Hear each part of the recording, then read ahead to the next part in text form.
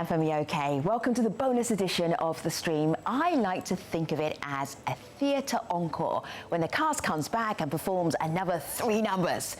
In this show, we bring you the special conversations that happen after the live show has ended.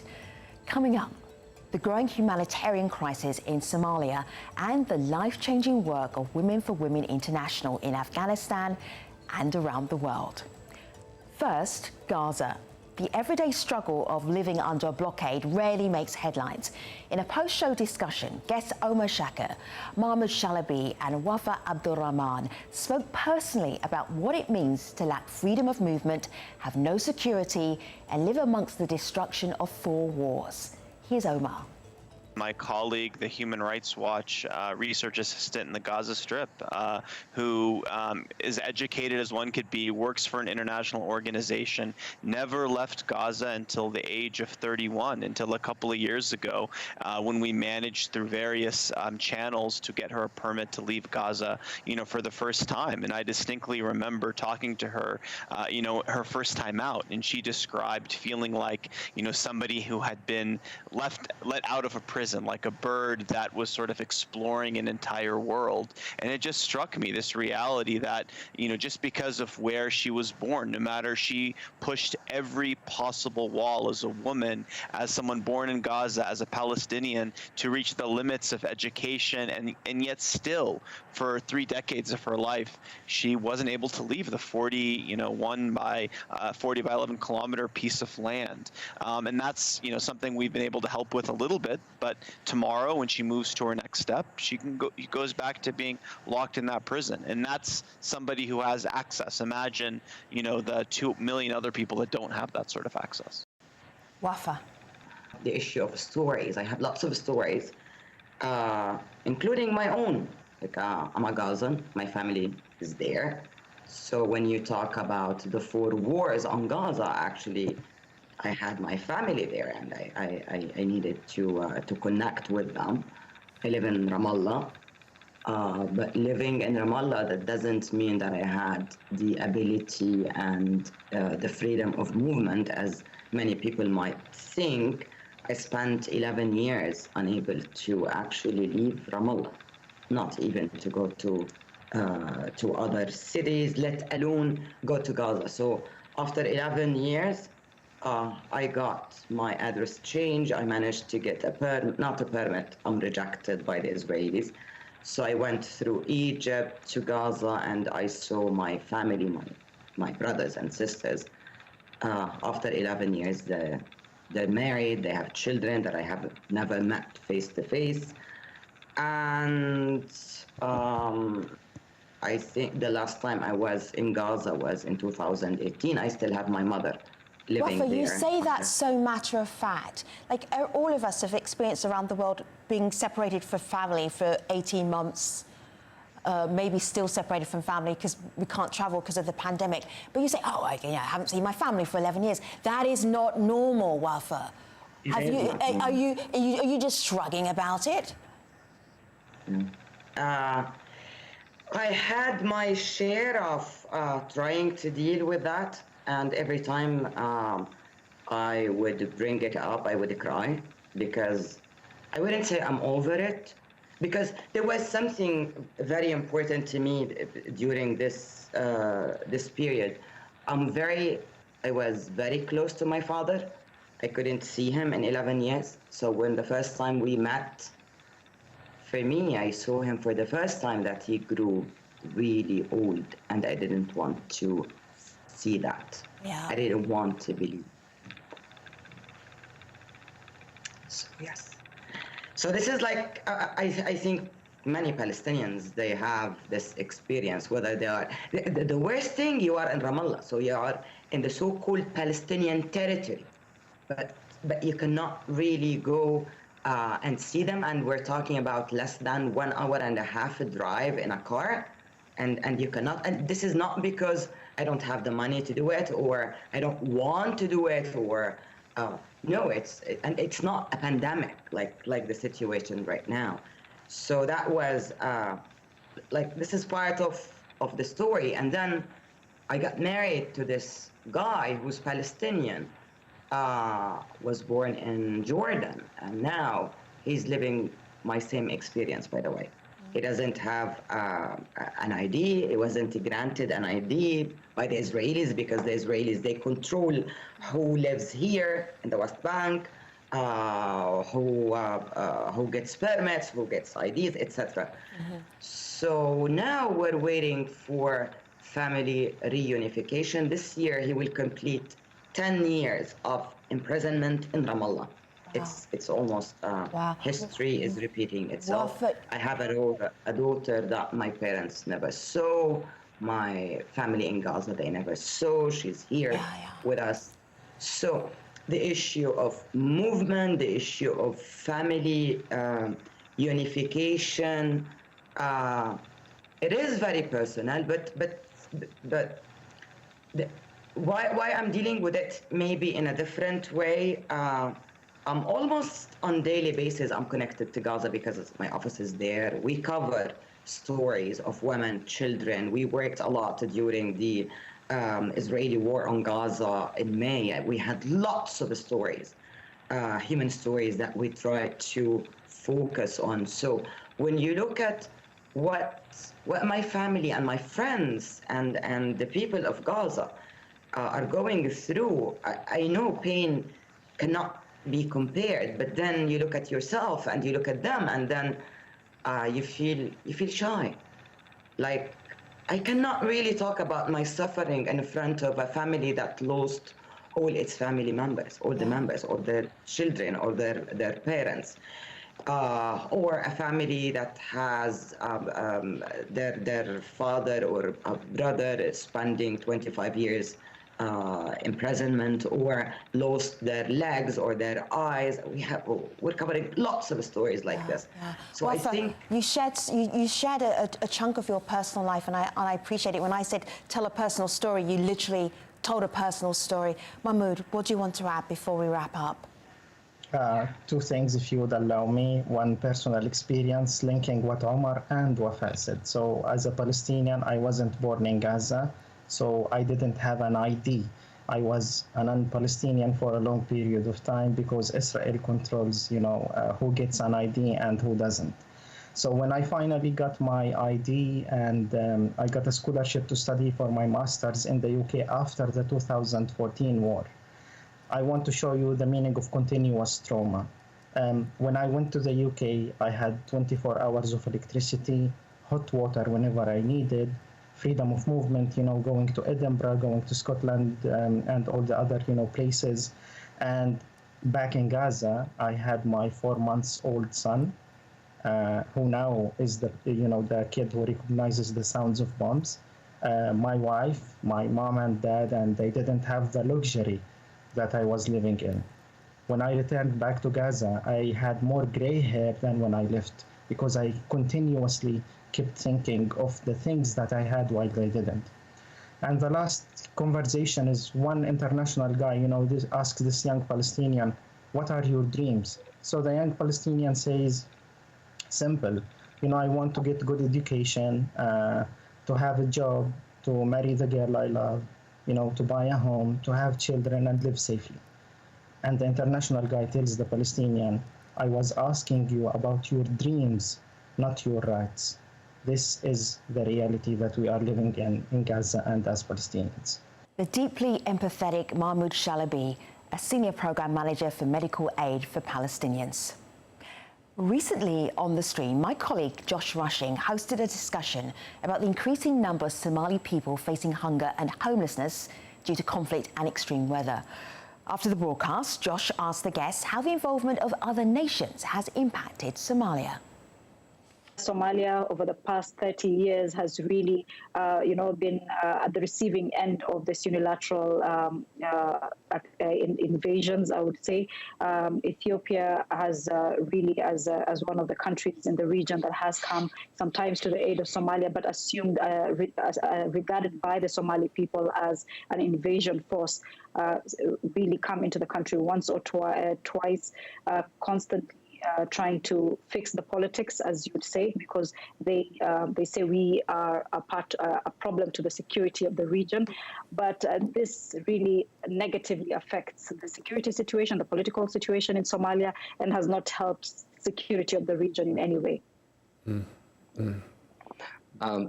Josh, can I also just add to something that I think oftentimes gets missed when we do these kinds of discussions, and that is sort of the human toll on all these humanitarian crises. I remember looking at that footage of that elderly lady who, clearly is in distress, and as a Somali, it really broke my heart to see those images all over again. Because I remember interviewing the famous Somali novelist Nuruddin Farah. I think it would be exactly 10 years ago, 2011. And basically, I remember him saying something that really stuck with me, which is that it's really hard to be dignified, and I'm quoting him now, it's hard to be dignified when you're being rationed. And I think it just seems like Somalia and Somalis are constantly in a state of being rationed by the international community. And as Somalis, I just find it really heartbreaking, because it's really hard to be dignified, like he said, when you're constantly at the behest of others. Yeah, what you said during the show stuck with me about 10 years on. That quote was 10 years ago, and what has changed? Yeah. And what can we expect to be different between now and 2031? That's the saddest part. That has been happening even before state collapse. I think the aid industry and this cyclical droughts and the weak government has been something. It's been something that has been ongoing for 20, 30 years now. So really, like Jörg said, it's up to the Somali people to really work together. Political leaders work together so that we can eventually start to take responsibility for this, humanitarian crises, for our own governance. But also now with the international community more interested in, other conflicts, say the Sahel or even Ethiopia that seems to be imploding, I think it's really time for the Somali people to take on responsibility. Yeah, it just seems like a lack of opportunity where you have a common saying that's when the animals go, you sign up to be a refugee. Like that seems really problematic in some way, particularly in the area of climate change. Yeah, it becomes so kind of a normal pattern, which shouldn't be. It shouldn't be a normal pattern. Yeah, and maybe just a word also on the aid industry. I mentioned I've been around here for many years now, but on that side also things are changing. Yeah, we are trying more and more to work with local partners and to put more emphasis on the local initiatives. Those are put more responsibility and autonomy in local structures. So guys like me probably will slowly disappear, and I hope we have a different Somalia very soon. Yeah. There's a kind of numbness to the Somali story too that you hinted at, Jörg, that if you looked at all of these factors, if you put them in any other country, the international community would be going crazy, like to respond. But because it's coming out of Somalia, it's like, well, it's Somalia again, and that surely has got to hamper efforts to help there. I would assume that people are inured to the suffering of Somalis, I would guess. Yeah, and for me, this is a very sad part of it. Please go ahead, Samira. There is there's a constant name that they always say, Somalis are resilient. And I think this is part of the problem, this labeling of our resilience, and then forgetting that, there's actually real problems that the people are grappling with. And I don't think the IC is really responsive to them at times. I don't think Jörg wanted to mention it, but the funding gap for the humanitarian response this year is around 41%. And I don't think that will be covered by many. So, and adding on to the COVID-19, the security challenges, just the Afghanistan, the cloud of Afghanistan over everybody. I think it's really, really time for a different way of looking at Somalia. Hey, how does the cloud of Afghanistan affect Somalia? How are those connected? I think there is really a panic within, I think, international community circles on what exactly are we doing in Somalia and how are we delivering this aid. And as Jörg just mentioned, there is a need for swift and flexible disbursement to local and community-based organizations, of course, with the proper accountability measures. There's a lot of money spent on Somalia, not just in the humanitarian sector, but also in the security sector. We talk about $2 billion a year, and if you look at it on the ground, that the impact of that of those resources, or even are those resources trickling down to the Somali people or making any difference, it's very hard to say. So there needs to be a different look at how things are done. Definitely, and Afghanistan, I think after what happened there, I think the IC is now really looking back at their plans and, trying not to make the same mistake with Somalia. Well, that makes sense. But also, would you not agree, Samira, that Al-Shabaab and its leadership are looking at Afghanistan and the way the Taliban have been able to overrun that country and take it back in like a couple of days, and they're basically sitting there thinking, if we just bid our time and sit still, the international community will just eventually go away, and now we can have it all to ourselves. So this has put wind in their sail, for sure. That's been their narrative. Yeah, it's been their narrative time and again that foreigners will always leave, and the way they have placed this argument is that this is actually an invasion force, and it started in 2007. I mean, it was triggered in 2007 by the invasion of Ethiopia, and then you have the AMISOM forces. We have approximately 19,000 AMISOM African Union forces in Somalia. So I think there's a lot of comparisons when you look at it that way. But I think there's also lessons to learn for the Somali government and the Somali people, that the difference between Al-Shabaab as an extremist terrorist group and the Taliban as an organization that was looking internally. And so there's a very interesting lesson there for us as well. If you missed the Somalia episode or any stream episode, go to stream.aljazeera.com to stream the stream whenever you want to. Usually, in your average interview setup, it's the journalist who asks the guest questions. But when Laurie Adams, the CEO of Women for Women International, appeared on ajstream's Instagram Live series, she flipped the script on Josh Rushing. Josh, you yourself have spent a lot of time in Afghanistan, I know. What do you think about what's going on? It was heartbreaking. I mean, I've been getting messages from every Afghan I've ever known or worked with saying, help me out, brother. They're going door to door looking for us. And I've done specials on interpreters who had been approved for their visa to come and then were stuck in a bureaucratic limbo for years, sometimes while the Taliban chased them. And that was, that was 5 years ago. And the sad part to me is how predictable all this was. I mean, I think I put in a report in 2009, someone saying that the U.S. may have all the watches, but the Taliban has all the time. It's just waiting for the U.S. to leave. And so everyone knew the U.S. was going to leave. I don't see why they didn't have like an evacuation plan on the shelf 10 years ago on how we're going to secure Kabul, get everyone there, and then we're going to have time to get everyone out before, the U.S. backs out of Kabul. Like, all that should have been planned years and years and years ago.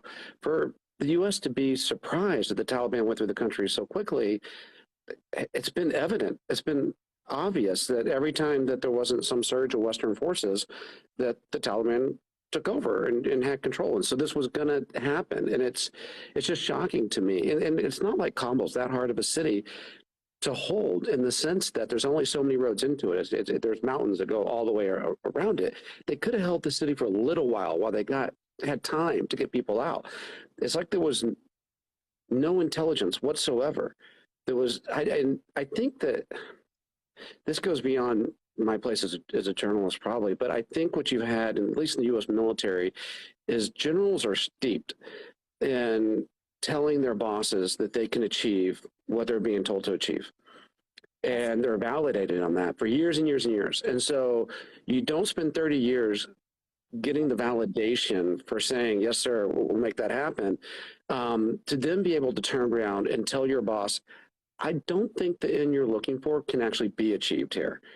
They could have told their boss that, generals, U.S. generals could have told their boss that in 2008. In 07, in 09, in 2010, but instead what you had was every 12 to 18 months, a new one come in that says, oh, we got a new plan this time. And I interviewed him and said, what's different now than 5 years ago. It's like the same thing. Oh no, we've got it figured out this time. But that general will be gone in 12 months, and a new general will come in and have it all figured out. And it's just so predictable. It's like watching a bulldozer move towards you an inch at a time for 10 years and not getting out of the way. Which it's kind of like climate change in the same way. You just see this massive thing coming so predictably and so slowly, and no one getting out of the way of it. And it's so frustrating as a journalist to just keep doing the same stories over and over and over until it actually happens. And then do the story. It's like, well, yeah, that's what we've been saying for how many years, It feels very frustrating as a journalist to watch this happen and to actually give a damn about the people on the ground and to think it didn't have to be this way. No, it's heartbreaking. And I mean, the Afghanistan papers, I haven't read it myself. But I've been watching the news clips about it, and it documents how the U.S. investment was so that we knew all along that it wasn't. So not only is there the failure to prepare, but the gazillions that was spent badly. So it's not anything was left behind, and so and it's documented. And I think. But that's the important thing. Journalists, you play an incredibly important role to show us those facts. And we as citizens have to put on the pressure. So that's what we need to do. We need to shine a light on those facts, use those facts to say this is unacceptable. This is absolutely unacceptable. And we need better from our government. And also, we're just going to have to act philanthropically and in solidarity ourselves, because while we try to get our government to do something better. And I mean, what's different about the Afghanistan papers and the Pentagon papers from the 60s? The Pentagon knew in 65 Vietnam wasn't winnable. And most of those deaths occurred in 68, 69, 70. I don't understand. They say journalists write the first pass at history, right? And then it gets edited. But it's just really frustrating when everything seems to be repeating in such a predictable and miserable way that we can't do better. But I mean, look, that's why I'm in the civil society sector, is that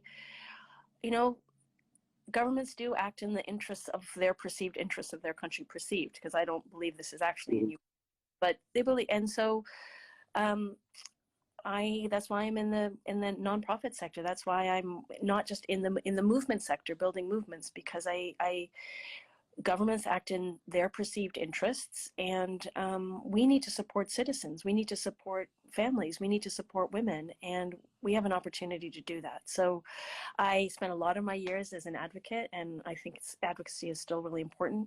But the reason I left pure advocacy, trying to get policy changed, was I thought, you know what?